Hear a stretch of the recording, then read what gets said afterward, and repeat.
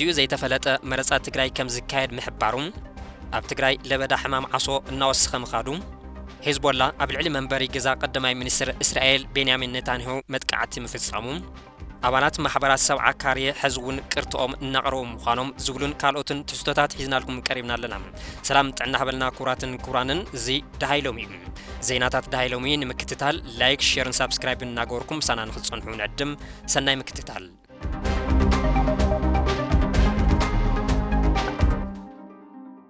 ህዝብ ትግራይ ብግዚያው ምምሕዳር እናተመሓደረ ኣይነብርን ዋላ እውን ንጹር ግዜ ኣይቀመጥ ብመረጻ ናብ ስልጣን ዝመጽእ መንግስቲ ክህሉ ይኽእሉ ሓላፊ ሴክሬታርያት ዲሞክራታይዜሽንን ዘይምእኹል ምሕዳራን ግዚያው ምምሕዳር ትግራይ ጀነራል ጻድቃን ገብረትንሳኤ ገሊጾም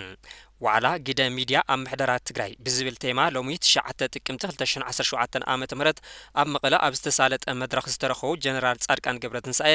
ሓደ ዕማም ግዚያው ምምሕዳር ትግራይ ንመረጻ ዝኸውን ጥጡሕ ባይታ ምፍጣር ኢሎም ካብቶም ናሞቻችን መስራዕ ከምካድ ዘልዩ ጉዳያት ሓደ ንመረጻ ምቹ ኩነታት ምፍጣር መረጻ ክበሃል ከሎ ብክልል ደረጃ ዝግበር መረጻ ኣሎ በብወረዱ ዝግበር መረጻታት እውን ኣሎ ነዚ ጥጡሕ ባይታ ምፍጣር ናይቲ ግዚያዊ መንግስቲ ሓደ ስራሕ እዩ እቲ ዝካየድ መረጻ ተመዛበልቲ ናብ መረበቶም ምስተመለሱ ግዝኣታዊ ሓድነት ትግራይ ምስተረጋገጸን ከም ዝኸውን እውን ገሊጾም ተመዛበልትን ግዝኣት ትግራይን መዓስ ይምለስ ዝብል ግና ዘይጠቐስዎ ጉዳይ ውዕሊ ሰላም ፕሪቶሪያ ካብ ዝኽተም 2 ዓመታት ንኽመልኦ ሓደ ቅነዋላ እንተተረፎም ግዝኣት ትግራይን ተመዛበልትን ግና ዛጊድ ኣይተመለሱን እቲ መረጻ መዓዝ ይኸውን ዝብል እውን ዝተፈለጠ ነገር የለን ሓድነት ህዝቢ ትግራይ ዝረጋገጽ ብናይ ኣረኣያ ሓድነት እዩ ናይ ኣረኣያ ሓድነት ኣብ ምፍጣር ድማ ግደ ሚድያ ዝለዓለ እዩ ዝበሉ ጀነራል ጻድቃን ሚድያታት ትግራይ ሰሰናይን ጸጽቡቕን ብምስሳን ህዝቢ ናብ ዝሐሸ ርድኢትን ዕብየትን ንኽሰጉም ንቐጻሊ ወለዶ ጥጡሕ ናይ ፖለቲካ ሃዋህው ክፍጠር ዓቕምታት ህዝቢ ክእከብን ግቡእን ክፍጽማ ይግባእ ኢሎም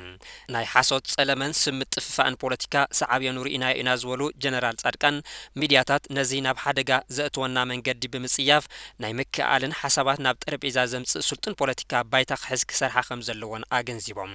ዝተመረጹ ብዛዕባ ህላዋና ብዛዕባ ፖሊስታት ትግራይ ብዛዕባ ናይ ፖለቲካ ትግራይ ዘለውና ጸጋታት ንዕብየትና ንልምዓትና ዝጠቕሙ እዮም ኣብ እንብሎም ዛዕባታት ብስፍሓት ብሚድያ ክንሰርሕ ኢና ኢሎም ኣነ ዝበልክዎ ስማዕ ዝብል ኣተሓሳስባ ብምስጋር ኣሳተፍቲ ዝኾኑ መድረኻት ንኽፍጠሩ እንገብረሉ መድረኽ ንክኸውን ክስራሕ እዩ ድማ ኢሎም ፖለቲካ ትግራይ ኣብ ናይ ጸለመ ፖለቲካ ኣትዩ ይርከብ ብሓሶትን ጠቐነን ዝካየድ ፖለቲካ ድማ ናይ ደቂ ሰባት ሕሊና ካብ ምብልሻውን ምድንዛዝን ካልእ ትርጉም ክህልዎ ኣይኽእልን ኣብ ሓሳብ ኣብ ዝሐሸ መማረጺ ዝተደረኸ ናይ ህዝቢ ትግራይ ዓቕሚ ዝእክብ ናይ ተጋሩ ባህግን ድልየትን ዘረጋግጽ ንህዝብና ዝጠቅም ሓሳብ ሒዝካ ብምምጻእ ሓሳብካ ብምሻጥን ምስራሕ እምበር ብጸለመ ብጠቐነን ብሕሾትን ዝተመስረተት ትግራይና ናብ ዘይኮነ መንገዲ ዘውርዳ እምበር ዝረብሐና ኣይኮነን ዝበሉ ጀነራል ጻድቃን እቲ እንደልዮ ዘለና መድረኽን ክንፈጥሮ ንሓስቦ ዘለና ሰፋሕቲ ናይ ዘተ መድረኻትን ንኹሎም ሓሳባት ብዘተኣናግድ እምበር ናይ ሓደ ወገን ዝስምዐሉ ኣይኸውንን ኢሎም እዚ ድማ ብምሁራት ተጋሩ ኣብ ትግራይ ዝርከባ ዩኒቨርሲታት ዝሳተፍሉ ክኸውን እዩ ኣብ በለካልክዕካን ጸለመን ዝወደቐ ፖለቲካ ትግራይ ብቕልጡፍ ክስተኻኸል ህዝብና ዝሐሸ ዲሞክራሲ ዝኾነ ምሕደራ ዝውንነሉ ከም ዝኸውን ገሊጾም ኣብቲ ዋዕላ ስትራቴጂክ ረብሓ ምርጋጽ ነጻነት ሚድያን ባይታ ሚድያ ኣብ ትግራይን ዝብሉ መጽናዕታዊ ጽሑፋት ብምሁራት ዩኒቨርሲቲ መቐለ ቀሪቦም ምይጥ ተገይርሎም እዩ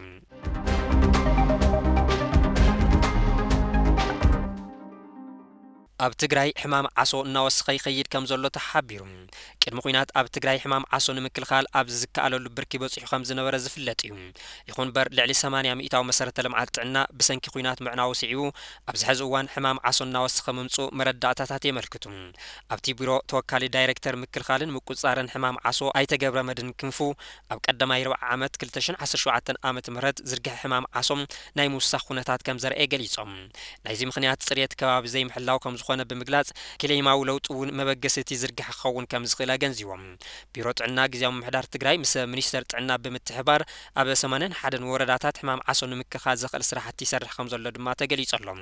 ስለዝኾነ ዝርግሕ ሕማም ዓሶ ንምክልኻል ካብ ሚኒስተር ጥዕና ልዕሊ 20 ሚልዮን ቅርሺ ደገፍ ከም ዝተረኸበ ተዛሪቦም እቲ ደገፍ ኣብ 81 ወረዳታት ብምክፋል እቲ ሕማም ናይ ምክልኻል ተግባር ይካየደሉ ኢሎም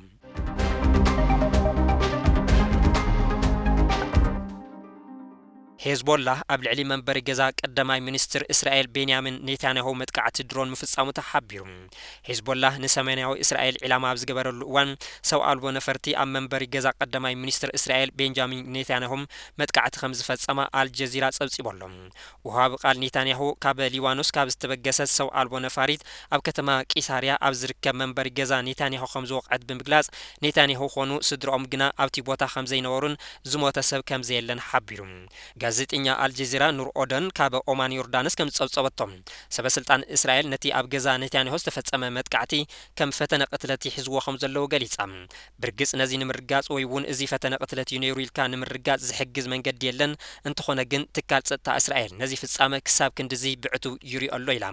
ሓንቲ ሰብ ኣልቦ ነፋሪት ካብ ደቡብ ሊባኖስ 70 ኪሎ ሜትሮ ርሒቓ ከይተፈለጠት ክትከይድ ምኽኣላ ዝኾነ ሳይረን ኣይተተኮሰላን ነቲ ዝተሓሰበ ዕላማ ምውቃዕ ድማ ኣብ እስራኤልን ኣብ ትካል ጸጥታ እስራኤልን ብዙሕ ስኽፍታ ፈጢሮሎም እቲ ዝገርም ድማ ንድሮን እትፍትሽ ዝነበረት ነፋሪት ብምሕላፍ ዝተፈጸመ መጥቃዕቲ ምዃኑ ሓይሊ ጸጥታ ድሕነት እስራኤል ኣብ ሕቶ ንኽኣቱ ምኽንያት ኮይኖሎም ሂዝቦላህ ኣብ ልዕሊ ገዛ ቀዳማይ ሚኒስትር ኔታንያሁ መጥቃዕቲ እንትፍጽም እዚ ንፈለማ ግዜ ኣይኮነን ከም ኣቆጻጽራ ኣውሮፓ 24 መስከረም እውን ኣብቲ ገዛ መጥቃዕቲ ፈጺሙ ምንባሩ ዝዝከር እዩ ሂዝቦላህ ነቲ መጥቃዕቲ ዝፈጸመ ንሞት ያህያ ሲንዋር ስዒቡ እዩ መራሒ ሓማስ ሲንዋር ብእስራኤል ምቕታሉ ስዒቡ ሄዝቦላህ ተሓኒ ምንባሩ ዝዝከር እዩ ዛጊድ ኣብ ረብሓ ዘይው ዓለም ብርክ ዝበሉ ዘመናት ኣጽዋር ከም ዘለዎ ዝዝርበሉ ዘሎ ሄዝቦላ ኣብ ልዕሊ እስራኤል ከበድቲ መጥቃዕታት ክፍጽም ከም ዝኽእል ይዝግለጽ ዘሎ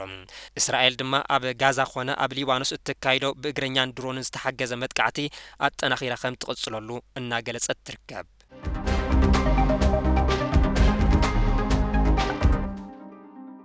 ንዓመታት ንንጸት ኣባይቲ ዝኸውን ገንዘብ ከዋህሉሉ ጸንሑ ነበርቲ ከተማ መቐለ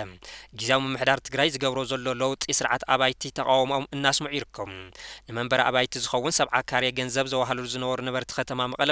ድሕሪ 5 ዓመት ምጽባይ ስርዓት ኣባይቲ ተቐይሩ ብምባል ተቃውሞኦም ኣስሚዖም እዮም ንልዕሊ 5 ዓመታት ብደገፍ መንግስቲ ገዛ ንምርካብ ዝጽበዩ ዝነበሩ ነበርቲ መቐለ ሕዚ እውን ጠለቦም ብድሆ ይበጽሑ ከም ዘሎን ካልኦት ኣማራጽታት ክቕበሉ ይግደዱ ከም ዘሎን ይሕብሩ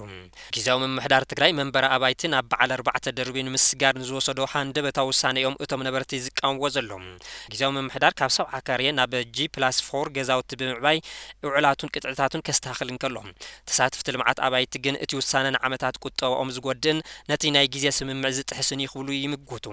ልሙድ 70 ካሬ ተባሂሉ ዝፍለጥ ነብስ ወከፍ ተሳታፋይ 70 ካሬ መሬት ንኽወሃቦም ልዕሊ 3043 ማሕበራት ሳልሳይ ዙር መደባትን ኣብ ዝቕጽላሉ ዘለዋ እዋን ብ20 ኣባላት ተመዝጊበን ተሳትፍቲ ፈለማ 20,000 ቅርሺ ብምዕቋር በብወርሑ እናዕቆሩ ከም ዝጸንሑ ይገልጹ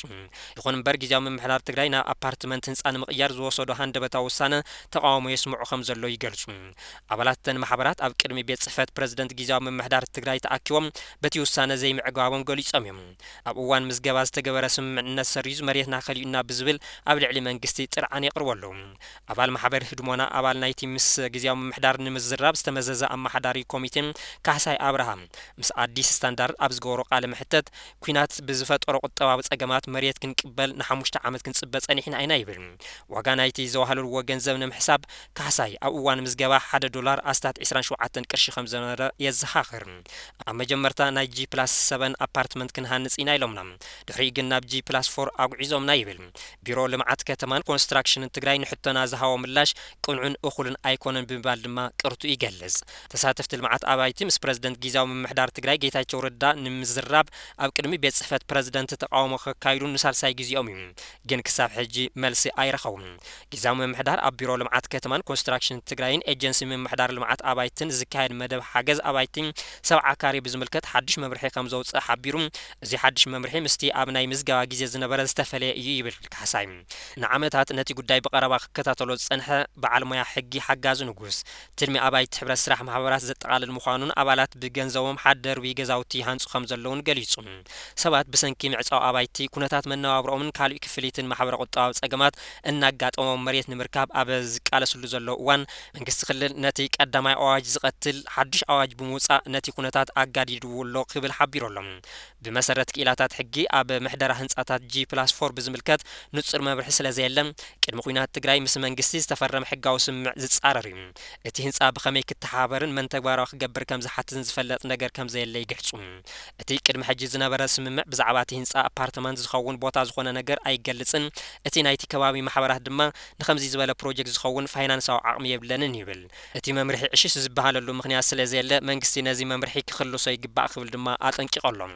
ሓላፊት ቢሮ ልምዓት ከተማን ኮንስትራክሽንን ትግራይ ወይዘሮ ኣልማዝ ገብረ ጻዲቅ ንድምፂ ኣሜሪካ ብዝሃቦ ሓበሬታ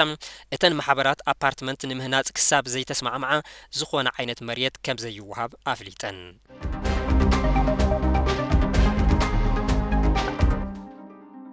ንሕዚ ዝወልናዮም ዜናታት ዳይሎሚ ነዚኦም ይመስሉ ነይሮም ስለ ዝተኸታተልኩምና ኣዝና ነመስግን ሰላም ደሓን ኩኑ